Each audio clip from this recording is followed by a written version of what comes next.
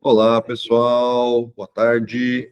Estamos aí no nosso sexto encontro da disciplina de Sistemas Autônomos Inteligentes do PGCA, fase 3 de 2023. Professor João Fabro, como vocês já sabem. E hoje eu quero falar para vocês sobre localização, mapeamento e o algoritmo de localização simultânea e mapeamento, que é o SLAM. Então, vamos falar aí de diversos conceitos na primeira parte da aula. E na segunda parte da aula, nós vamos para a parte prática, fazer aí um algoritmo de navegação com o ROS2, colocar ele em funcionamento usando o simulador do Turtlebot, que a gente já viu aí na aula passada. Ok? Então, ver onde todo mundo me vê aqui. Cá.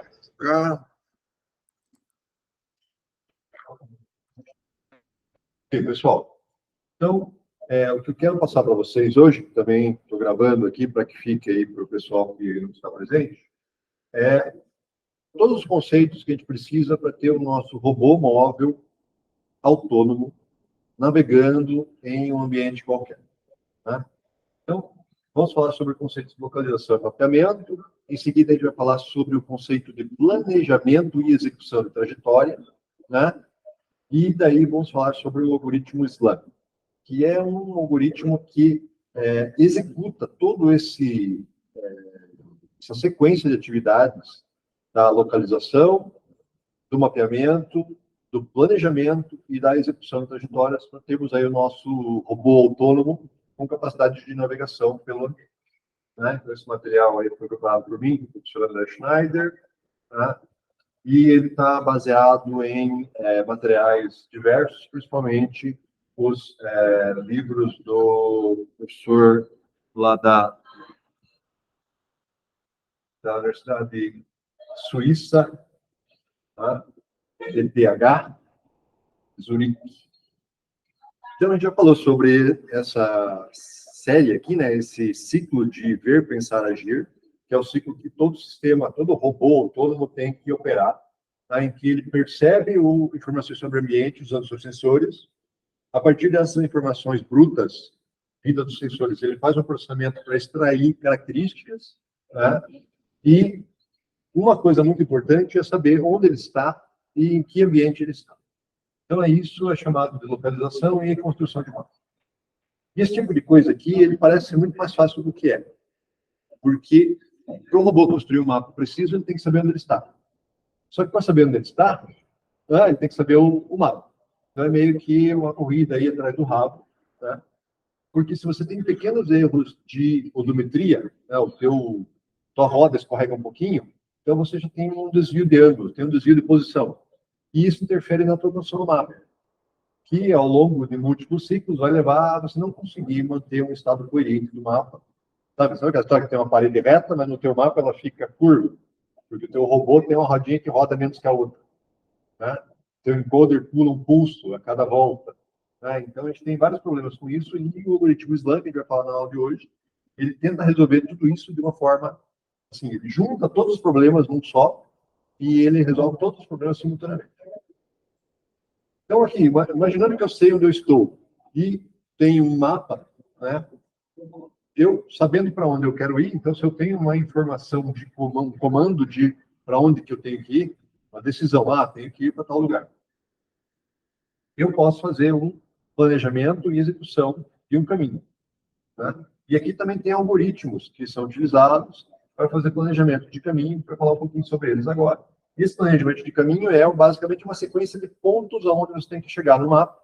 Né? Essa sequência de pontos, então, é a entrada para o teu algoritmo de execução de trajetória, que vai fazer alguma coisa parecida lá com o que eu falei para vocês lá do algoritmo de navegação, né? PID ou fuzzy, em que ele vai alcançando esses pontos em sequência e atuando no mundo real, e isso faz o robô se mexer, e, portanto, ele muda a posição dele, daí ele tem que atualizar sua posição no mapa, e repete o ciclo, fica atualizando, né, se ainda está, o caminho ainda é válido.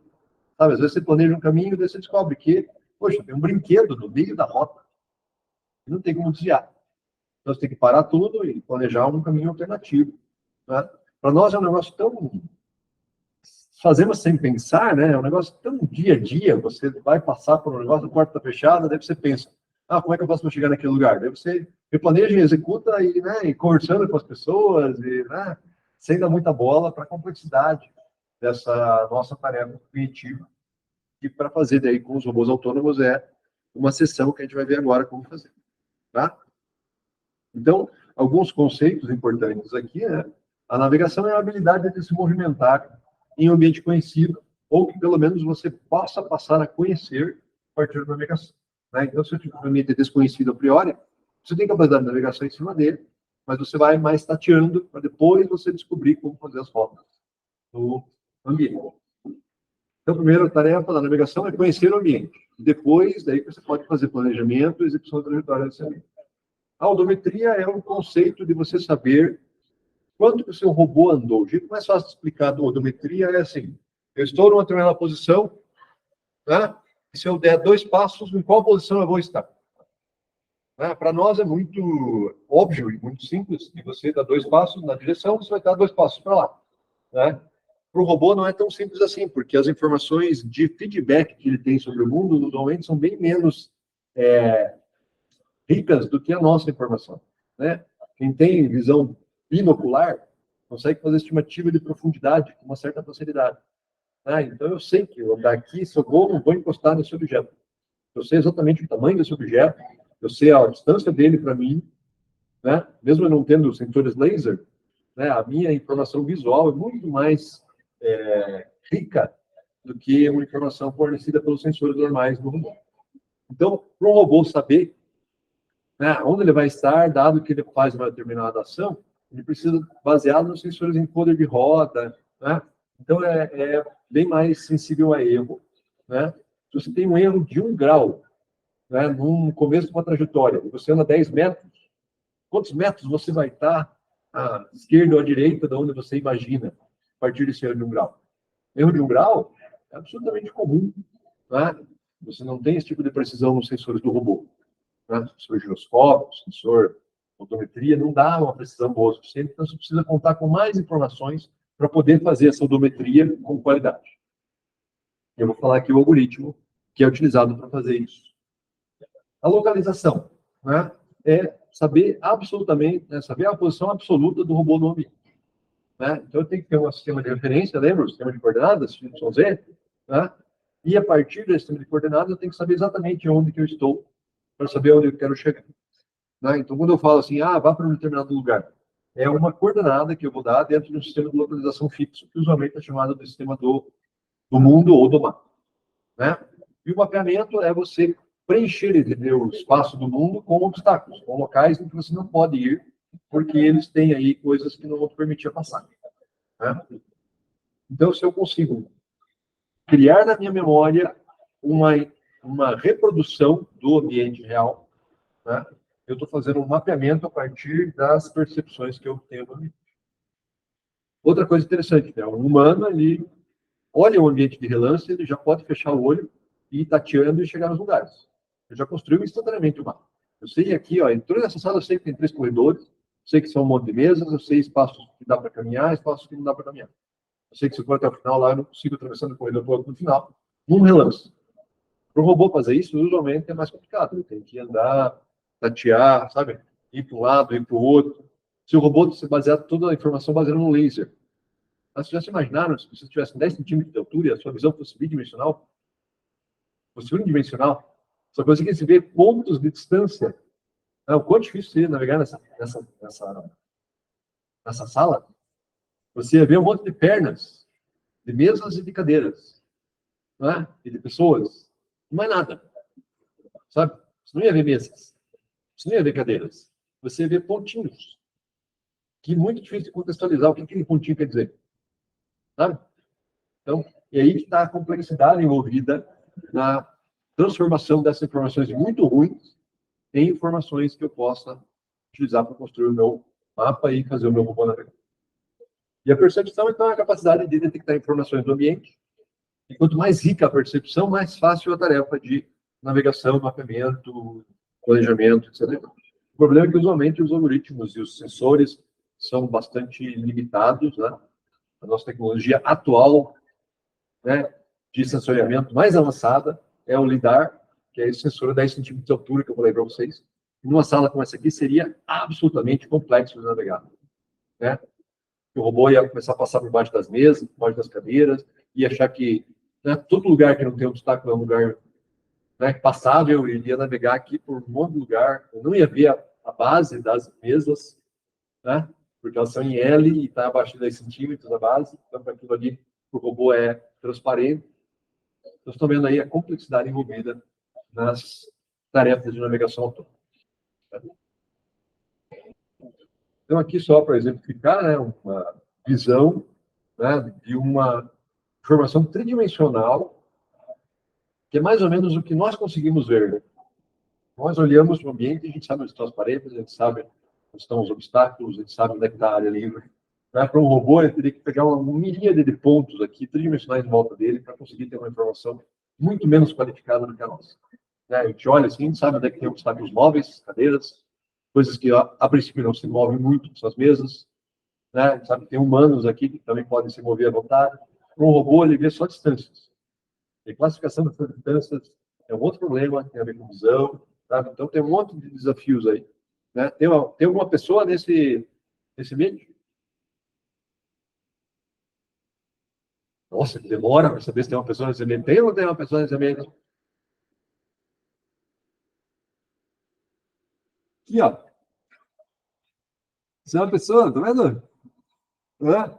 Ei, você consegue ver aí onde é que está a pessoa? Deixa eu mostrar com o mouse aqui, ó. Ó, essa sombra aqui com o relevo, né, um pouquinho diferente, é uma pessoa. Então, complexidades envolvidas, né, no processamento das informações. Bem, o algoritmo SLAM, Simultaneous Localization and Mapping, ele busca resolver todos os problemas simultaneamente. Né? Então, ele tenta, a partir da construção do mapa, melhorar a qualidade da informação de localização do robô e, a partir da localização onde o robô está, melhorar a qualidade do mapa, atualizando constantemente. Né? É uma guerra perdida, né? Porque muito difícil que uma coisa interfere na outra, que interfere na uma, mas ele tem um sucesso bastante razoável, né? Utilizando aí a tecnologia atual de sensoriamento para obter tanto um mapa do ambiente, que eu vou mostrar na sequência da disciplina, quanto, a partir do mapa, fazer estimativas e fazer correções de erros de odometria provenientes lá dos seus sensores mais básicos, como o encoder de roda e giroscópio. Né? Então, ele tanto constrói o mapa, quanto atualiza a posição do robô a partir da informação do mapa. Né? Então, você pega informações dos sensores esteroceptivos, seja câmera de profundidade, Kinect, seja sensores laser, e com essa informação, você constrói um mapa. E daí você usa informações do mapa para melhorar a localização do robô, e daí também fazer o planejamento de trajetórias, execução de trajetórias, etc. Beleza? Então, como é que funciona o SLAM? Ele tem um primeiro passo, que é a construção do mapa, e daí o segundo passo é a utilização do mapa para fazer o planejamento de trajetória e a localização. Né? Então, suponha que eu tenho um robô que começa no mundo, ele acorda. Ele liga o robô aqui e ele está no mundo. Né? Aqui eu estou representando com esses quadradinhos aqui um obstáculo não mapeado a princípio. E eu digo para o robô, vá lá para a posição A. Né? Então, eu tenho um objetivo que é navegar até a determinada posição A. O robô sabe, a princípio, onde ele está, mais ou menos. Né? Ele sabe a distância para chegar no A, o ângulo para chegar no A. Né? Então, qual é a trajetória mais otimizada para ir de um determinado ponto para um determinado ponto? Linha reta. Então, ele diz, o que tem que fazer é virar esse robô e ir reto em direção ao A. Certo? Você executar lá o algoritmo de navegação que vocês já fizeram, proporcional ou fuzzy, que vai fazer o robô chegar no A. Certo? O que o robô faz? Ele pega os sensores dele e começa a mapear o ambiente. Então, suponha que ele tem um sensor laser, na hora que ele rotacionar aqui, ele já começou a ver coisas em volta dele. Então, ele começou a perceber obstáculos. Certo? E esses obstáculos ele vai jogando no mapa. Então, o que é um mapa para mim aqui? É um quadriculado binário, né, em que o bit pode ser, né, a posição desse bit, nesse mapa, pode ser 01. Sendo que 0 é branco, né? Área livre que eu posso navegar, e 1 é obstáculo pelo qual eu não posso passar. Certo? Então, a construção do mapa ela vai ocorrendo enquanto o robô navega. E daí ele chegou aqui no metade da trajetória, ele percebeu o quê? Dá para passar. E a trajetória não é factível, porque ela passa por área ocupada. Né? Então, o que o robô faz? Executa de novo o algoritmo de trajetória, agora levando em consideração que tem esses obstáculos aqui no mapa. Né? Daí ele faz na trajetória de desvio, enquanto ele faz a trajetória de desvio, ele vai percebendo novos espaços aqui, né? E daí ele tem espaços que ele não sabe ainda, então agora eu fiz ele do A para o B. Por quê? Tem áreas aqui que eu ainda não visitei. Então agora eu andando essa trajetória aqui, eu posso ter uma construção melhor do meu mapa, e depois eu vou ter que passar aqui por baixo também, né? Então eu vou construindo o mapa enquanto eu navego, mas eu uso a informação do mapa construído para planejar a minha navegação. Então, aqui está o ciclo de pacotes e nós que o ROS implementa para fazer essa tarefa de navegação. Então, ele constrói o mapa. O mapa é uma estrutura de dados, eu falei para vocês, é uma matriz bidimensional. Então, ele tem todo um conjunto de informações aqui para construir o mapa. Ele tem nós aqui que levam informação do encoder, né, e também do mapa, para saber onde que ele está. Né? E daí ele tem aqui percepção dos sensores, né, sensor laser, odometria, etc. e tal, para saber se as ações que ele está fazendo estão tendo resultado, estão levando ele para onde ele queria ir. Né? E tudo isso rodando em paralelo, simultaneamente. Tá? Então ele navega, cria o mapa, autolocaliza e repete o tempo todo. Continua. Beleza? Então, ele usa a informação dos sensores, holder, laser, para tanto atualizar a posição do robô no mapa, quanto utilizar a informação do mapa em relação ao robô. Né? Um pouquinho mais de detalhes aqui, né? Isso aí é chamado do Navigation Stack, ou pilha de navegação do ROS. Né? E o nosso querido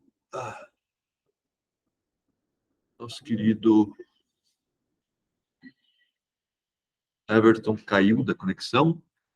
Deixa eu ver se a minha internet continua conectada. Acho que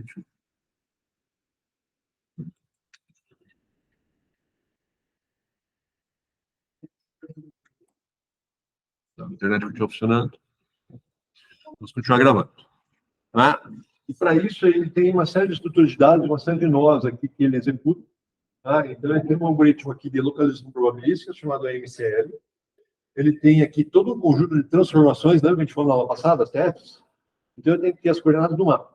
E daí no robô, na hora que ele está andando, ele tem as coordenadas dele em relação ao mapa. Aí isso a gente chama de odometria, essa diferença entre onde o robô está e nas coordenadas do mapa.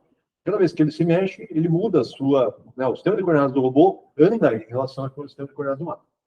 Você tem a odometria, né, que usualmente é dado por encoders, ou às vezes giroscópio, às vezes IMU, né, que é unidade de inferência, unidade de inferência inercial, né, unidade inercial de inferência de posição. Tá? E ele tem aqui um algoritmo de planejamento, trajetória, global e local, um algoritmo de atualização de mapa, tá? Global e local, tem um algoritmo de recuperação de estado estável. Tá? Isso aqui acontece basicamente quando o robô se perde no mapa, ele não sabe onde ele está. Aí ele para tudo, dá uma volta 360 graus, para fazer os seus sensores passar por tudo a sua volta e tentar descobrir onde ele está. Tá? Temos aqui também as percepções, né? Usualmente é dado pelo laser scan, né? E a gente tem aqui um servidor de mapa que basicamente armazena, salva e recupera informações daquela matriz bidimensional que representa o mapa. Eu falei que ela é binária, né? Na implementação aqui do Navigation Stack, o pessoal foi um pouquinho mais esperto. Em vez de fazer ela binária, fez ela probabilística. E ela pode ter 3 estados.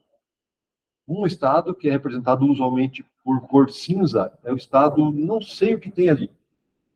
Partes do mapa que ainda não foram sensoriadas pelos sensores do robô. No início da navegação, na hora que você liga o robô, a princípio, tudo é cinza. Quando ele tem obstáculos, né, quando a probabilidade de ter obstáculos em determinado ponto é maior que X%, 65%, ele diz que ali é um ponto preto, é um obstáculo. E quando a probabilidade de ter obstáculo ali é menor do que 20%, ele diz que ali é um ponto branco, que é área livre para navegação. Certo? Então, mesmo que haja algum erro de leitura de um sensor, ele, poxa, deu a impressão que viu alguma coisa, mas daí na sequência ele não vê, a probabilidade vai caindo, vai para branco. Se ele viu, daí ele passa de novo, vê de novo. E daí ele vira o sensor e está lá ainda o obstáculo. E a probabilidade do, sabe, daquele ponto, se o obstáculo vai aumentando, chega a ser de 65%, pinta de preto. Isso você pode estar atualizando continuamente. Por quê? Alguém mudou a cadeira de lugar. Alguém mudou a mesa de lugar. Né? Então você tem que saber que aquilo mudou de lugar e poder atualizar. Tá? Alguma dúvida aqui?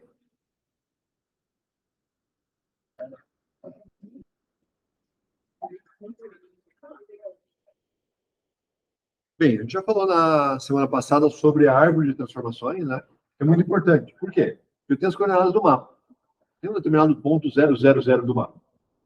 E daí eu comecei o meu robô em algum outro determinado ponto. Esse robô foi navegando, e daí tem a questão. Tá, tem o 000 do robô. Certo? Então, a hora que eu tenho esse DOM aqui, na verdade, é onde o robô começou. E daí eu vou atualizando ele, então o robô está andando. E eu tenho aqui um negócio chamado Base Footprint, que é o espelho do mapa no chão, coordenada 0, né, Z0. E eu tenho a altura do robô, sabe? Então o robô ele está numa determinada altura. Se for drone, ele pode sair voando. Se for um robô de chão, ele tem uma altura fixa aqui, que é o chamado base link, né? Que é a barra, a parte do meio do robô, o centro de massa do robô, digamos assim. E daí eu tenho coisas em cima do robô. Então, se eu tiver o sensor laser aqui que está um pouquinho para cima do robô, aqui um pouquinho para frente, né? Então eu tenho transformações em tudo isso aqui, e isso vai me dar uma árvore de transformações, né? E daí eu consigo saber, poxa, uma informação que eu li no laser que tem um obstáculo a 1 metro de distância do robô. Portanto, ele está a 1,20 m do centro do robô, portanto, ele está a 1,20 m à frente do base footprint e o robô está a 1,5 m à frente da posição 00 do robô, do mapa, né? Então eu sei exatamente onde está esse obstáculo. É por isso que eu consigo fazer o mapa. Porque mais que o meu robô se mexa, a hora que eu faço toda essa árvore de transformações, eu pego qualquer leitura aqui em qualquer lugar e coloco um coordenado no mapa e daí, sabe, por mais que o robô esteja se mexendo, tá? Então agora o robô andou 10 centímetros para frente. Então o obstáculo chegou 10 centímetros mais perto do robô. Tá? Entretanto, ele continua no mesmo lugar. Ah, o robô virou 10 graus. Então não é mais o 0 grau, agora é o 30 graus que está tendo obstáculo, a 10 centímetros. Mas ainda continua na mesma posição e eu vou atualizando constantemente os pontos de leitura do robô. Everson retornou, tudo bem?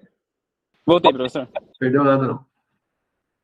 Então, a estrutura de transformações tem que estar previamente programada, tem que estar previamente construída na hora que eu jogo o robô no mundo para construir o mapa e todas as coordenadas baterem. Isso aqui é uma grande dificuldade na hora de você construir um sistema robótico. Né? Até porque, toda vez que você liga o robô, nem sempre está na mesma posição. Né? Exceto na simulação, que ele está sempre na mesma posição, no mundo real, cada vez ele está num lugarzinho diferente, com um ângulo um pouquinho diferente. E isso pode gerar, né, alguns erros aí na navegação e no mapeamento. Então, isso que eu estava explicando. Né? Tá vendo? Essas transformações aqui, elas acumulativamente, eu consigo saber que uma informação dada no sistema de coordenadas do sensor passa para o base link, passa para o base footprint, passa para o DOM, passa para o mapa, e eu tenho a coordenada em base, né, o sistema de coordenadas que me interessa é o sistema de coordenadas do mapa, e eu consigo desenhar os pontos usando aquela abordagem probabilística, eu construo o mapa navegando o robô, né, a partir da leitura dos sensores, tá vendo? Isso aqui é o alcance do sensor. Tá? Se o sensor já alcança o mapa inteiro, tá? Beleza. Senão você tem que ir navegando até ele transformar todos os pontos cinza em pontos brancos ou pretos. Certo? Então a gente precisa aí tomar alguns cuidados, né? Sempre saber qual é a posição inicial do robô em relação ao mundo, né, a transferência do mapa to Odon, né, e a partir dali todas as atualizações a princípios, né, começou certo, vai dar certo. Às vezes tem um problema que o robô está andando, está acumulando micro-erros. Então tem um algoritmo lá que a hora que você chega no, sabe, você dá uma volta inteira, volta no ponto inicial, você não está, você acha que você está 1 metro para a esquerda de onde você na verdade está. E daí quando você fecha esse ciclo, você corrige o teu mapa todo, sabe? Você, em vez de mexer, em vez do robô, você descobre que o robô está no lugar errado. Então o que você faz? Tem que andar 1 metro para a direita? Não. Tem que trazer o mapa, trazer a parede 1 metro mais perto. Né? Ou levar a parede 1 metro mais longe. Então, tem alguns algoritmos que fazem atualizações baseadas em landmarks, né? Você pode utilizar GPS por um outdoor, né? Então, tem que tomar algum cuidado aqui com isso na navegação. Então, a partir do momento que eu tenho o mapa, eu consigo usar o mapa para atualizar a minha odometria, né? Por quê? Porque quando eu vou andando, eu vou acumulando erros de odometria, pelos meus encoders e tudo. Então, se eu vou andando paralelo a uma parede, né? E daí o meu encoder diz que eu estou paralelo, mas o meu sensor diz que eu estou 10 centímetros mais perto da parede do que eu deveria. Será que foi a parede que se mexeu? É óbvio isso, né? Mas não, foi a parede que se mexeu. Foi o seu robô que está andando torto, né? Então, a hora que eu tenho o mapa, eu consigo utilizar a informação do mapa para melhorar a minha precisão da minha localização, né? Por que eu tenho 2 mapas? Um mapa global e um mapa local.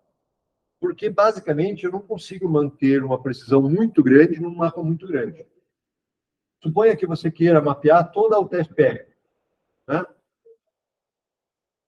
Sendo que cada pontinho equivale a 1 centímetro quadrado. Quantos pontos você vai precisar? Muitos. Então, o que a gente faz? A gente faz 2 mapas. Um mapa em que, poxa, 1 centímetro para mim não é. Não é preciso, sabe? Eu não preciso dessa precisão toda. Eu posso trabalhar com 1 metro quadrado. Eu faço um mapa global com 1 metro quadrado, que é infinitamente menos demandante de memória e de processamento para armazenar e processar. E daí, quando eu chego perto de algum obstáculo, aí o meu sensor tem 1 centímetro de precisão. Então, eu crio uma área de mapa com 10 vezes mais precisão, né? 100 vezes, né? De 1 metro quadrado por ponto para 1 centímetro quadrado por ponto, né? E eu uso esse mapa. Por quê? Porque eu estou vendo. O meu sensor está lendo as informações aqui. Sabe? Eu tenho precisão nessa areazinha que é o meu local cost map. E o que acontece com o local cost map? Ele vai andando junto com o robô. Tá vendo essa quadradinho vermelho aqui? Aqui no meio? Esse quadradinho vermelho, aqui no meio do local cost map, é o robô. O robô está sempre no centro desse mapa. E o que tem em volta dele? É o que ele está vendo nos sensores. Né? E daí ele pode utilizar essa informação para atualizar o mapa, ou para se atualizar sua localização, ou tirar uma dúvida. Será que é possível passar naquele lugar estreito ali? No meu mapa global diz que sim, mas ele tem uma precisão de 1 metro. Pode ser que não seja suficiente para passar. Né? Diz aqui que tem 1 metro de folga. Pode ser que não seja 1 metro. Pode ser que seja 30 centímetros, 50 centímetros, 70 centímetros. Né? Daí eu, olhando meus sensores, eu digo, não, é 75 centímetros. Dá em sobra. Né? Porque aqui eu tenho um mapa muito mais preciso. Então, o SLAM, o algoritmo de SLAM implementado no ROS, ele tem esses 2 mapas, ele fica atualizando constantemente esses 2 mapas. Um deles ele usa para fazer o planejamento global, que é o quê? Certo, estou aqui, preciso ir lá na Caixa Econômica, ou preciso ir na cantina. Para onde que eu vou? E daí, a hora que eu chego ali, opa, tem uma pessoa no meio do corredor. Então, agora eu tenho que desviar dessa pessoa. Então, esse desvio de pessoa não é feito no mapa global, é feito no mapa local. Aqui eu simplesmente estou indo em direção ao próximo ponto. E tem alguma coisa no meio do caminho, o que eu faço? Desvio. Né? Ok, pessoal? Então, o Cost Map, ou mapa de custos, é nada mais do que uma matriz bidimensional. Usualmente, cada ponto aí ele é correspondente a uma área física do mundo real, que é dado aí pela resolução desse mapa. Né? E eu tenho pontos cinzas, que eu nunca sei, né? Meus sensores nunca passaram lá. Tenho pontos brancos, que eu já passei várias vezes, e eu sei que não tem nada, que a princípio dá para passar. E tem pontos pretos, que eu sei que são obstáculos. Né? Então, pontos pretos é paredes, ou outros obstáculos fixos. E daí aqui eu tenho o meu robô, que pode andar por todos os pontos brancos. Se eu quero ir daqui até aqui, o que eu tenho que fazer? Desviar desses pontos pretos aqui. Eu posso ir por cima, eu posso ir por baixo, dependendo se tem ou não tem espaço para passar. Qual é o caminho otimizado? Então, eu tenho que executar um algoritmo de navegação. Né? Vocês são da computação. Quando eu falo, quero um algoritmo otimizado de chegar de um ponto ao outro, o que vocês pensam? Dijkstra. Ouviu falar de Dijkstra? Everton, eu sei que já ouviu falar de Dijkstra. Eu dei aula para ele. Eu dei aula para outros. Ok? Então, basicamente, o SLAM tem dentro dele um Dijkstra. Faz o mapeamento, faz o planejamento. Como é que é o planejamento? Eu transformo esse monte de pontos aqui num gráfico. Lembra de gráfico?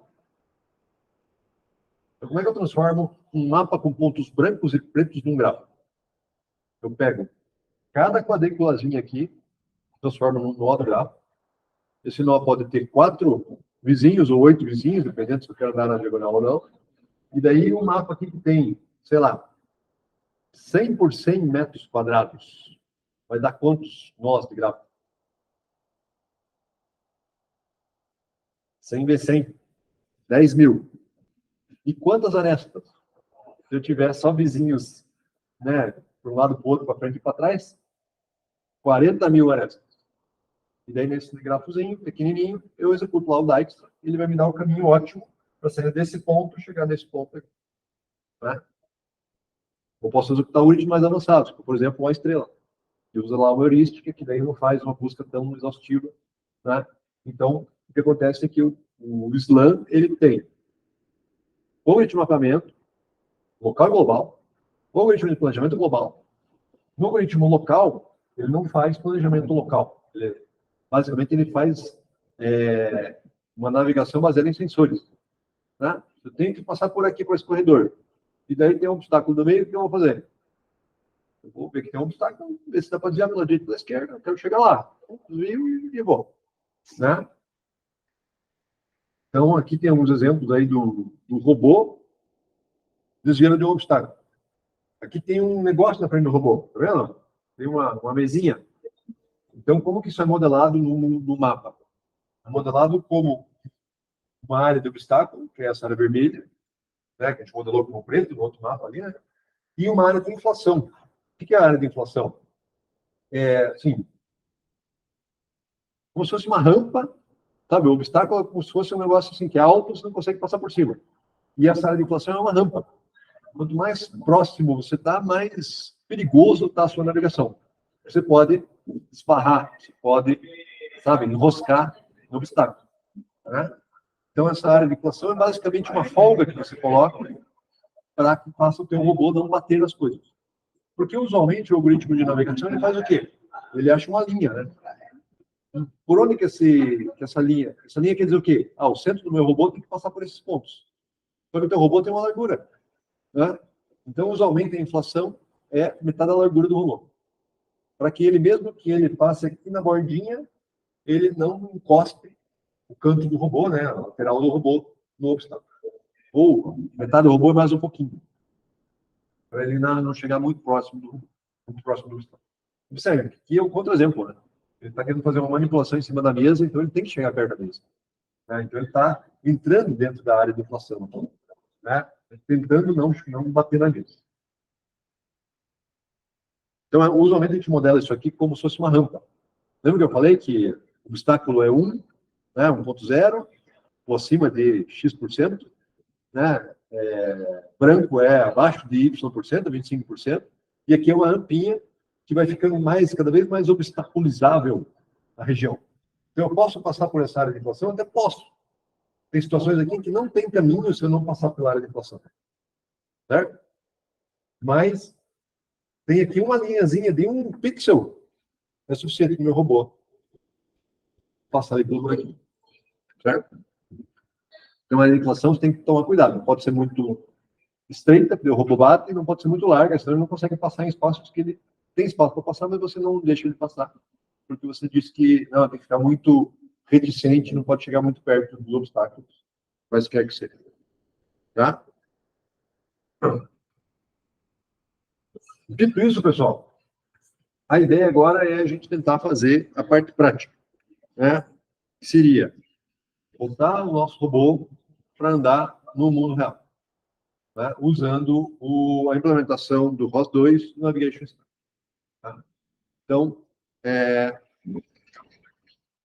dá uma pausa aqui na nossa gravação e retornamos em alguns instantes com o início da nossa próxima etapa da aula.